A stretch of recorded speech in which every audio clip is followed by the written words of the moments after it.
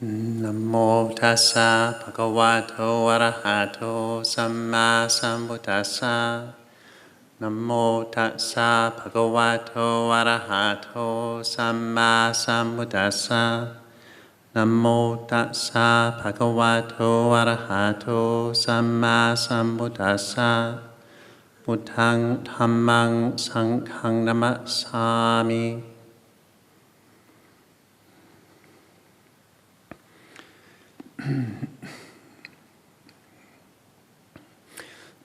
So it's quite admirable, all of you here for the weekend, listening to Dhamma for a long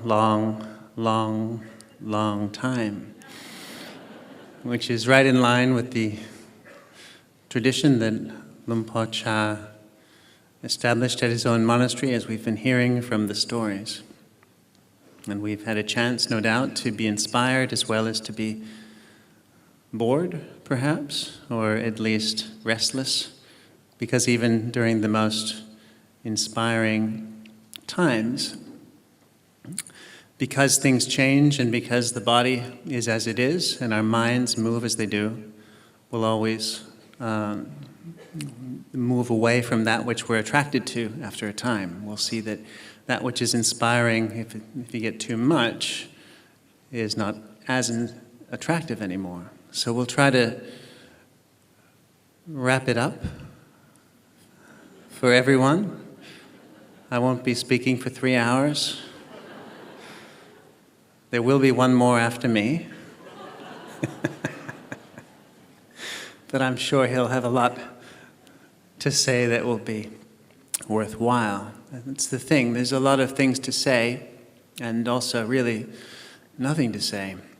It's one of the paradoxes we face with Dhamma practice. The way that it's traditionally communicated like this in words is not really the way that we learn. The words themselves are pointers and guides that help to turn us or direct us to what we can learn for ourselves without words, directly. And these are some of the stories that have inspired me during these few days, listening to those who had the good fortune to actually live with Luang Por Chah when he was alive and actively teaching. That indeed what all of us, I think, who've come to the monastic life and to the Buddhist way of life and come into contact with communities of practitioners who are earnest and have integrity, find is that the way we learn often is not verbal. It's through being with others who are being in a different way. So we have these teachings, verbal teachings, teachings we can read. We have gestures and rituals, so we'll end the evening again with chanting that's been done for hundreds and in some cases thousands of years.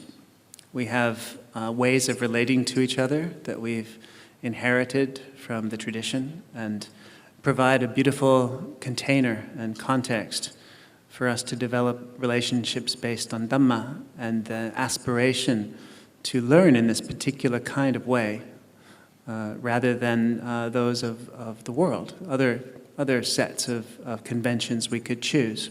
And that's all well and good. But they are, in the end, all still conventions, of course. It's really not about being a good Buddhist in all of the external ways that we can be, although that is a wonderful and beautiful and important support. It's about finding what the Dhamma is for ourselves in our experience.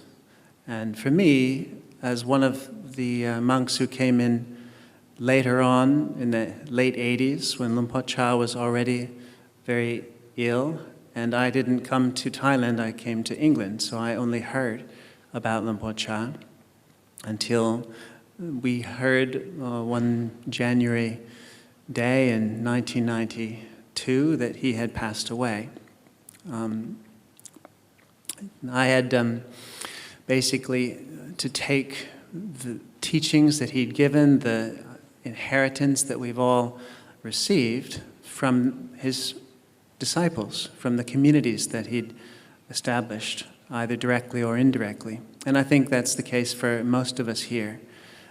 We've come into contact with the disciples of Luang Por Chah, the disciples of Luang Por Chah, and seen that there is something worthwhile.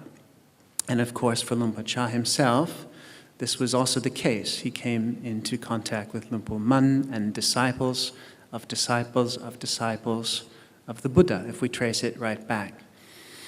So the Buddha wasn't really interested, from what I understand, in necessarily creating a big religion, an institution called Buddhism, and having everybody become Buddhist and saying, we believe. He was interested in sharing the tools with which we can each discover the truth for ourselves. And in order to do that in a way where it wouldn't get lost over time, because of the way that we are as human beings, then some kind of institution, some kind of conventional structure was necessary to preserve a formal way of communicating this intuitive, experiential possibility, the possibility for freedom of the heart, freedom from suffering. And so we always face this tension, this paradox of having all these, say for the monks, all these rules and guidelines, things to hold on to and to hold to, as well as for those of you who are interested as lay people, the precepts you adopt, the ways of relating that we have, the way of life that is defined for us, which is supportive of realization.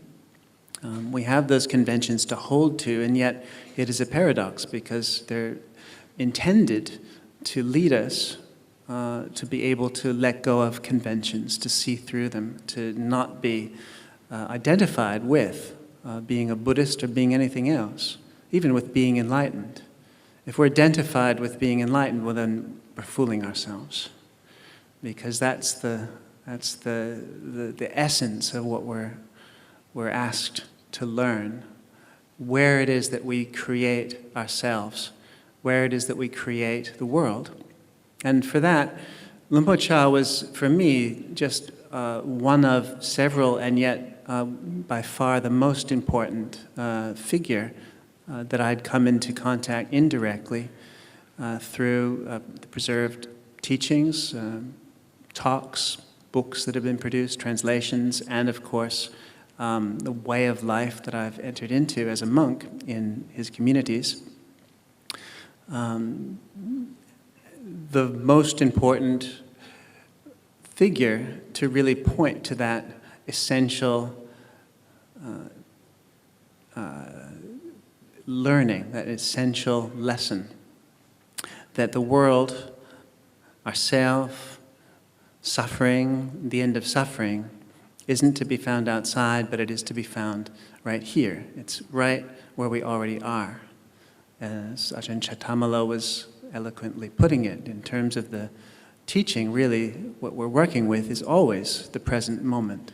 And this is something that my teacher, Luang Por Sumedho, really emphasizes in a way which is direct and effective. And one really feels that the disciples of Luang Por Chah, like Luang Por Liam, and those of us who knew the monks who've been here with us this weekend, teachers and guides themselves, to the extent that we are able to internalize and ground and actually embody the teachings, that essential point needs to be understood in some way. That it's not about our ideas of who we are or our expectations of how it's going to be. It's not about trying to change the way that things are. It's about this moment and how we are able to relate to it, or let go of our habitual ways of relating, as the case may be. So we learn, we have these chances, and holding yourselves in a seat and listening like this is, it's probably, we have these 10-minute breaks where you go out and have some tea and juice and whatever it is that you're being offered on the lay side of the curtains. So it's not quite as intense and difficult as, say, I'm looking at Luang Por Theravada sitting down there. I can imagine I can only imagine how it was on the cement in the cold after the 5th hour of Lumpur Cha speaking in Lao, nighttime, telling the same story a number of times, just to drive home the point that what he's really teaching is othon, really learn about where is the suffering. And this is what was so important to me in coming into the community. I can only speak to my own experience. When I got to England, it was evident that the foundations of the teaching one could find in different places. How to meditate, places to meditate, quiet, supportive, say retreat centers and monasteries. One could find this. But what was really difficult to find was a community, a way of living with each other that was both had enough integrity to hold you to the point and really help you learn the point, that is letting go and of what it is that makes us suffer, as well as train us, poke us. I could see that when I got to the monastery, it was England, it was November, it was 1989, and there wasn't enough money to heat the place at Amaravati, so we had a heater between two people. You had to decide who was going to be warm when, and there was a wood stove to cook for about 50-odd people, and they would ask people like me, a college student who had no idea how to cook a meal for 50 people on the wood stove. So you'd end up with very unappetizing meals every day. And then with a belly full of indigestion, you'd be asked to work building in the dark and cold and damp in England. And then you'd get back into the tea time, which was whoever had been assigned to do that day in the kitchen had provided for you. 2 pots of something or other, usually a caffeinated option and a non-caffeinated option, and it would be like coffee, cocoa, coffee mate, white sugar mixture, or chamomile tea. And you ended up getting all high on the coffee and the cocoa and the sugar, and you're thinking, what am I doing to myself? This isn't peaceful. But recognizing that the challenges, though they weren't the same challenges as in Ubon 15 years earlier, and they're not the same challenges that we might have in our different places of practice now, those challenges were challenges, and because they were going to help me train. They were going to help me see where is it that I suffer. And the story that has stayed with me from Lumpur Samedo at the time that he went to Wapapong, the first year that he arrived there, that he tells, after having had a very pleasant and conventionally successful year meditating alone in Nongkai before he'd arrived there, he'd gotten into all kinds of blissful states because of the space and support provided for his meditation practice. He arrived at Wapapong, and there was all kinds of things to do. Not just meditate, but clean and sweep and get up at, well, my memory was 2:45 when I was at Wapapong, and for a 3:15 puja, and then after the puja on the hard cement floor where you had to remain still, you'd clean, and then you'd get together and go on alms round barefoot for kilometers, and you'd get back and you'd clean, and then you'd sweep, and then you'd eat, and then you'd clean, and then you'd go back to your kuti, and you'd put out your robes, and you'd clean, and you'd sweep, and then somebody would ask you to help you make a broom, and so then you'd do that, and then you'd come back, and somewhere along there you got maybe a little bit of a nap on all the sticky rice you'd eaten. Your afternoon was in danger of disappearing, and Ajahn Samedo, I can imagine, having done a little bit of that myself, was really thinking, what am I doing here? My mind is not peaceful. It was last year. Why do we have to do so many things here? We're sweeping a forest. It's a forest. Anybody who's been to a monastery in the Thai forest tradition knows you do a lot of sleeping, and yet it is a forest. And one does think, why? But you get the point after a while. There's an ethos of care and respect and mindfulness, which is supported by doing that and having that routine. And so at this particular point, and you've probably heard the story before, Lumpur Sumedho was thinking, this is terrible. Why is it like this? Why do we have to do all this sweeping? I'm hot and dusty. And Lumpur Cha came up to him with a big smile and said, "Oh, Sumedho, Wat Pah Pong is a lot of suffering, isn't it?" And laughed and then turned around and walked away. And he said it at the right time, in the right way for Ajahn Sumedho to get the point that eventually all of us have to get. And I got myself somehow during that first year when I arrived at Amaravati in the dark and the damp, was that the suffering, well, it seems like it's on the outside. It's in the chickpeas and onions that the angry Anagarika has not quite cooked well enough on the wood stove, or it's in the sweeping and the dust and the mosquitoes that we have to bear with, or it's in, the politics of the time, or it's in your kids not doing what you think they should do. It's in the world. It's outside us. That's generally always how we're programmed to think and assume that it's true. Really, in terms of dukkha, the suffering that we're encouraged to learn to see through and release ourselves through, that's happening inside. So where is the suffering? And Ajahn Sumedho was able to see, well, actually, here I am sweeping, and I'm hot and bothered and thinking this is not going to support my meditation, and actually, it's quite a peaceful thing to do. Just back and forth with the broom, and the sounds of the forest are quite peaceful. There's actually the only thing that's not peaceful is my mind. I'm sitting here making this big problem out of nothing. So we are encouraged in the monastic life, and all of us in the Buddhist training, whether you're doing that as a layperson or as a monk or a nun, to really learn this fundamental lesson. And to me, that's one of the keys that Ajahn Chah was able to successfully communicate in simple ways with a big smile, poking, to see where do we suffer and not to believe our minds. Another of the stories that was important in communicating just how well Lumpur Cha was tuned into how we make ourselves suffer with the way we think was when Ajahn Chah Sumedho said that he came back to Wat Pah Pong after a few years in England, having encouraged some of the English lay women who wanted to practice and become nuns to come to England to meet someone, American Meichi Kamfa, I think was her name, who was very, very excellent and upright in the practice. And so he brought them there, and he arrived at Wat Pah Pong all ready to introduce them, and he found that Meichi Kamfa had become an evangelical born-again Christian. And he thought this was absolutely terrible. How could it happen? She really got it. How could she become a Christian? And he talked to her, and it didn't, she just said, "I can see the devil in you arising," and she was gone.